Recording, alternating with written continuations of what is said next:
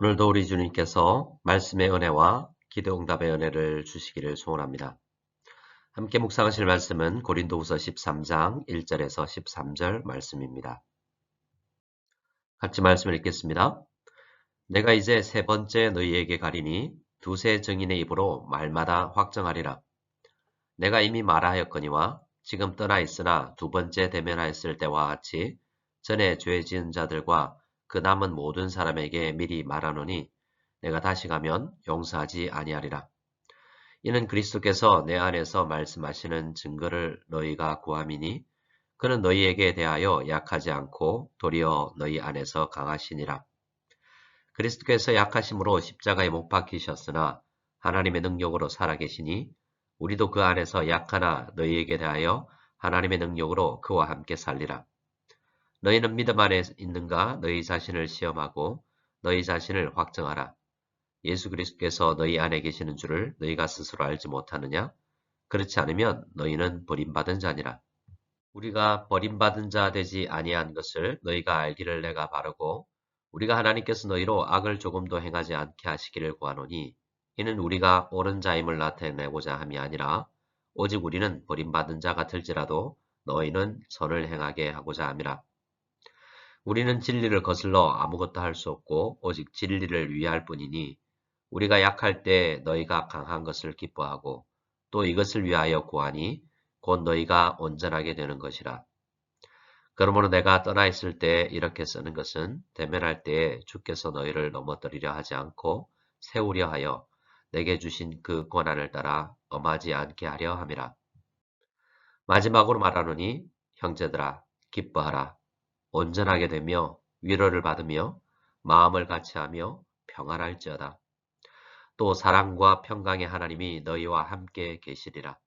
거룩하게 입맞춤으로 서로 문안하라. 모든 성도가 너희에게 문안하느니라. 주 예수 그리스도의 은혜와 하나님의 사랑과 성령의 교통하심이 너희 무리와 함께 있을지어다. 아멘. 오늘 함께 묵상하실 말씀은 고린도후서 13장 말씀입니다. 고린도후서의 마지막 장이죠. 고린도후서 마지막 장에서 사도 바울은 고린도 교회에게 이렇게 이야기합니다. 세 번째 너희에게 가리니 두세 증인의 입으로 말마다 확정하리라 라고 말입니다. 사도 바울은 이미 고린도 교회에 두 번을 방문했었고 두세 번의 편지를 보내었습니다. 그런데 이번에 가게 되면 여러 번 편지와 방문을 통해서 그들에게 권면하였던 것을 이제는 마무리하고 재판을 할 것이다 라고 이야기합니다. 예수님께서도 마태복음 18장 말씀에 한 번의 권면과 또 두세 사람이 가서 권면하는 것 그리고 교회의 말까지 듣지 아니하면 그를 치리하여야 한다라고 말씀하셨습니다. 사도 바울은 그래서 예수님의 말씀에 따라 또한 사도에게 주어진 예수 그리스도의 권위에 따라서 교회를 치리하는 그러한 역할을 하게 될 것이다 라고 말하고 있는 것입니다. 초대교회에서 그리고 오늘날도 마찬가지지만 성도에게 치리의 단계까지 나아갔을 때는 어떤 처벌을 주느냐 하면 공개적으로 성도들 앞에서 책망을 하거나 또는 성찬을 금지하는 수찬 금지를 하거나 심하면 출교를 하게 되는 치리를 하게 됩니다. 이러한 것은 하나님께서 교회의 순수성을 지키기 위해서 주신 것인데요. 현대 교회에 있어서 치리는 잘 이루어지지 않고 있습니다. 우리는 하나님의 말씀에 순종하기 위해서 또한 하나님께서 주신 그 말씀에 따라 살아가기 위해서 우리도 죄가 교회 안에 들어왔을 때 여러 번 권면의 단계를 거쳐서 그러한 교회의 순수성을 지키기 위해서 치리의 과정도 우리에게 필요하다는 것을 꼭 알고 있어야 되겠습니다. 3절 말씀에 의하면 고린도 교회는 사도 바울에게 많은 증거를 요청했습니다. 이것은 올바른 요구가 아니었습니다. 오늘날도 보면 목회자를 청빙할 때에 자격 조건에 운전면허증이 있는가 등을 요구하는 것을 보게 되는데요. 사실 목회자에게 운전을 하는 능력을 갖춰야 되는 그러한 것은 필수적인 것이 아니지 않습니까? 그러니 그것이 없으면 안 된다라고 말하는 것은 과한 요구인 것입니다. 목회자에게 무엇을 요구하는 것인가를 생각할 때 고린도 교회는 바른 것을 요구하지 않았습니다. 사도 바울은 참을 수 있지만 이제 하나님께서 더 이상 그들을 참지 아니하고 그들에 대해서 약하지 아니하고 강하게 치리해야 될 때가 왔다라고 사도 바울은 말하고 있습니다. 이것은 이렇게 꼭 할 것이다 라는 말이 아니라 이러한 일이 필요 없도록 그들이 권면을 받고 그들이 회개하고 바로 설 수 있기를 바라는 사도 바울의 마음입니다. 고린도 교회 성도들은 사도 바울에게 강하게 굴었습니다. 왜냐하면 사도 바울이 약해 보였기 때문이죠. 사도 바울이 아주 강한 성격이나 아주 강한 카리스마를 가진 사람이었다면 고린도 교회 성도들이 그렇게 함부로 하지 않았을 것입니다. 사도 바울은 목회를 하면서 겸손하게 약하게 그들을 대했을 것입니다. 그래서 교회 성도들이 함부로 할 수도 있었던 것이죠. 4절 말씀에 사도 바울은 그리스도께서 약하심으로 십자가에 못 박히셨으나 라고 이야기하고 있습니다. 십자가는 능력의 상징이기 이전에 약함의 상징입니다. 하나님이신 예수 그리스도께서 십자가에서 아무런 반응도 하지 아니하고 죽으셨지 않습니까? 십자가는 그래서 연약함을 상징하기도 합니다. 하지만 하나님의 능력으로 살아계신다라고 이야기하죠. 십자가에서 죽으셨으나 우리 주님께서는 능력으로 부활하셔서 지금도 살아계십니다. 그래서 사도 바울은 우리도 예수님 안에서 약하지만 너희에게 대하여 하나님의 능력으로 그와 함께 살리라 라고 말하고 있습니다. 사도 바울이 약한 모습으로 나아갔던 것은 예수님을 닮았기 때문입니다. 누구를 대하든지 겸손하고 순종하는 마음으로 섬김의 자세로 나아갔던 것이죠. 그렇다고 해서 사도 바울이 죽은 것이 아닙니다. 하나님의 능력으로 말씀 안에서 생생히 살아있는 것이죠. 이렇게 성도 안에는 약함과 강함이 함께 공존하는 것입니다. 그런데 고린도 교회는 그들의 이러한 사도 바울과 사역자들의 겸손한 모습을 잘못 이해하여서 사도 바울을 함부로 대하고 엉뚱한 것을 구했던 것입니다. 그래서 복음의 능력을 가지고 있는 사도 바울은 오히려 반대로 고린도 교회 성도들에게 이렇게 요구합니다. 5절 말씀에 너희는 믿음 안에 있는가 너희 자신을 시험하고 너희 자신을 확증하라 라고 말입니다. 사도 바울에게 시험을 하고 있는 그들에게 요구를 하고 있는 그들에게 성도로서 바른 자세는 우리 자신을 시험하고 우리 자신을 확증하는 것이다 라고 이야기합니다. 고린도교회 성도들은 사도 바울에게 자기 아닌 다른 사람을 향하여서 많이 시험하고 확증하려고 하였는데요. 성도로서의 바른 자세는 우리가 믿음 안에 바로 서 있는가를 늘 돌아보는 자세가 더 필요한 것입니다. 이러한 자세를 가지지 않고 말씀의 기준을 가지고 다른 사람만을 평가하게 되면 5절 마지막에 있는 것처럼 버림받은 자일지도 모른다라는 것입니다. 우리가 믿음 안에 서 있는 믿음의 사람인지 아니면 구원 바깥에 서 있는 버림받은 자인지에 대한 평가를 우리 스스로 늘 해야 한다는 것입니다. 사도 바울은 6절에서 우리가 버림받은 자 되지 아니한 것을 너희가 알기를 바란다 라고 이야기하고 있습니다. 5절에서는 너희는 믿음 안에 있는가 너희 자신을 시험하고 너희 자신을 확증하라 라고 했었죠. 그래서 5절과 6절을 함께 생각해 보면 믿음 안에서 성도는 자기 자신을 바로 알고 또한 사역자들과 다른 성도들을 믿음 안에서 바로 바라볼 수 있어야 된다라는 말입니다. 믿음 안에서 교회 성도들은 자신이 어떤 위치의 사람인지 어떤 존재인지를 늘 바로 평가해야 된다는 것입니다. 또한 다른 성도들을 마치 버림받은 자처럼 여겨서는 아니 된다라는 것입니다. 특별히 목회자와 이렇게 사도들을 생각할 때 버림받은 자처럼 여기고 생각하는 것은 올바른 태도가 아니라라는 것입니다. 7절로 9절 말씀은 사도 바울의 기도인데요. 고린도 교회를 향하여서 간절한 기도를 드리고 있습니다.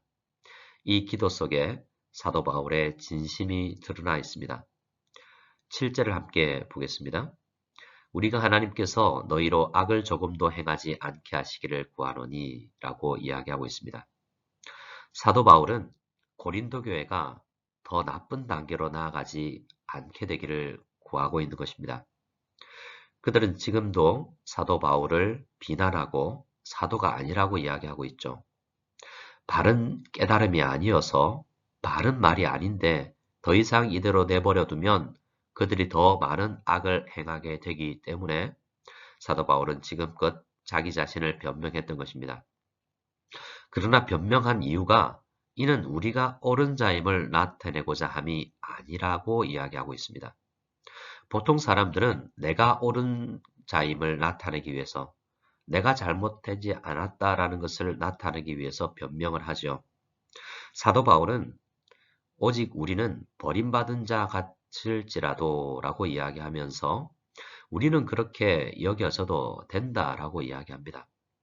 나를 그렇게 여기는 것은 상관없지만 너희가 악을 행하게 되는 것은 내가 참을 수 없다라는 것입니다. 그래서 사도 바울은 우리는 버림받은 자 같을지라도 너희는 선을 행하게 하고자 하기 위하여서 이렇게 변명해 왔다라는 것입니다. 그래서 이렇게 말을 해왔던 사도 바울의 마음이 이렇게 기도 안에서 늘 드러나는 것입니다. 사도 바울은 이 편지를 쓰면서 이 기도의 마음으로 나는 버림받은 자 같을지라도 고린도 교회 성도들은 선을 행하는 자가 되게 해 주시옵소서라는 마음으로 편지를 쓰고 있는 것입니다.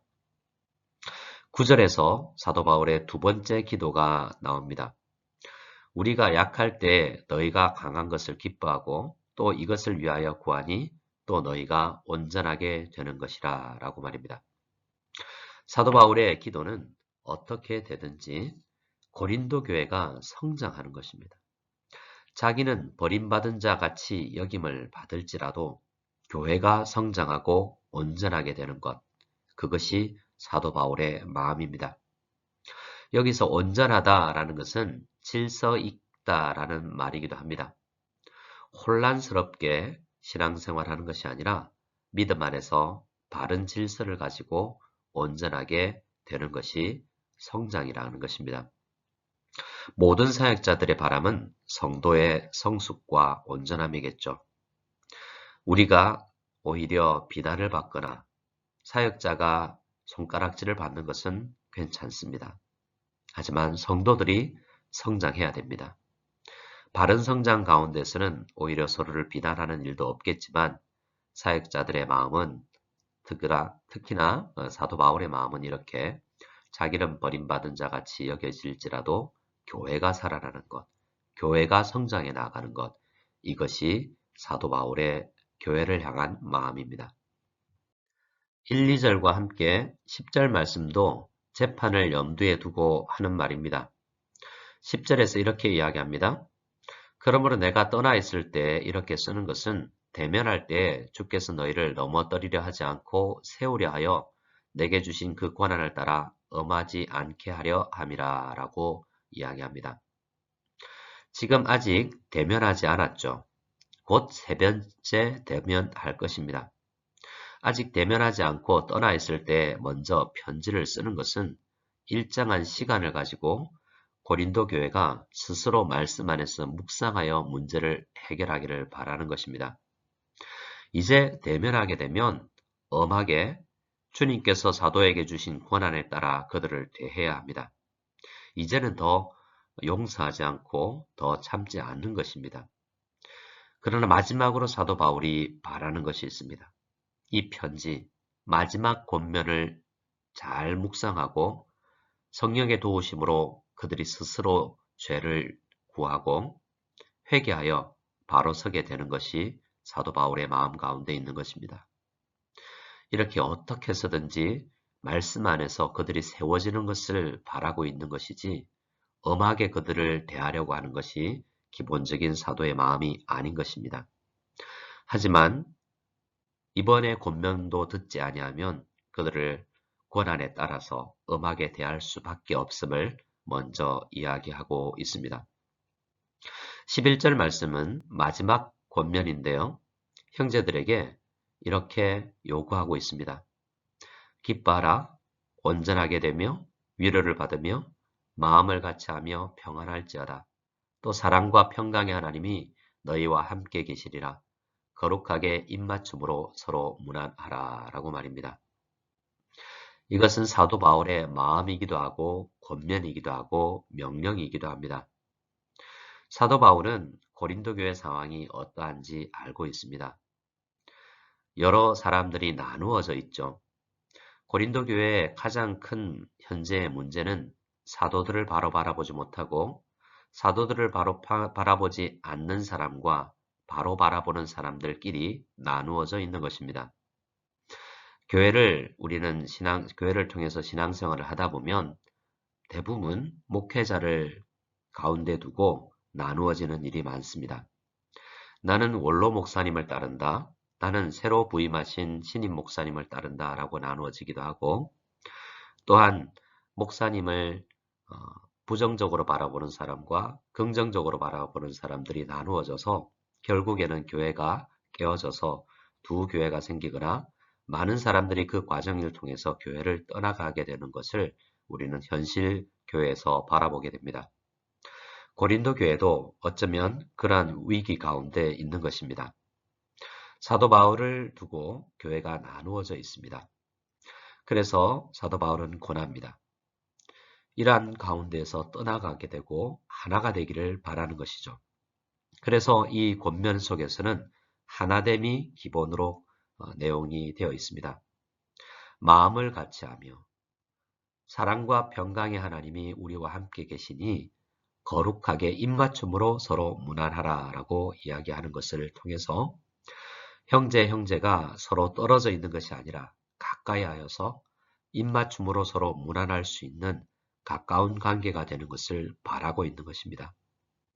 사도 바울이 고린도 교회를 향하여서 어떤 마음으로 편지를 쓰고 있는지를 우리는 이 말을 통해서도 잘 알 수 있게 되는 것입니다. 이 편지의 능력이 어떻게 발휘되었는지 우리는 잘 알지 못하지만 이 편지와 사도 바울의 방문을 하여서 고린도 교회는 온전하게 서 나아갔을 것입니다. 우리는 사람에 의해서 세워지는 것이 아니라 말씀에 의하여서 빚어지는 존재들입니다. 사도 바울이 믿고 간절히 기도하는 것이 그것입니다. 떠나 있을 때 이렇게 쓰는 것은 사도 바울의 개인적인 편지가 아닙니다. 하나님께서 주신 계시의 말씀을 전하는 것이죠. 이 하나님의 말씀을 읽고 대면하기 전에 그들이 회복될 수 있다라고 믿고 기록하며 쓰고 있는 것입니다. 사도 바울 자신도 편지를 쓰면서 이렇게 성경을 기록하는 데 쓰임받게 됨을 감사하면서 쓰고 있는 것입니다. 그러니 자신도 편지를 성경 말씀을 믿고 이렇게 기도하고 있는 것입니다. 하나님이 이 편지의 말씀, 이 하나님의 말씀을 쓰셔서 교회를 세우시기를 말입니다. 오늘 우리에게 사도는 없지 않습니까? 12사도는 오래전에 하나님과 함께 있는 존재들이 되었습니다. 이제는 우리에게 말씀이 있습니다. 그들이 남겨준 말씀이 있죠. 이 말씀 안에서 우리가 묵상하고 우리 자신을 바로 평가하고 믿음 안에 있는가 자신을 시험하고 확정하는 단계를 거치고 서로를 바라보는 자세를 가져야 합니다. 말씀이 우리를 세운다라는 것을 믿고 서로를 위해서 기도할 수 있는 우리가 다 될 수 있기를 소원합니다. 고린도후서 13장 13절 말씀은 축도입니다. 우리는 보통 주기도문으로 예배를 폐하는데요.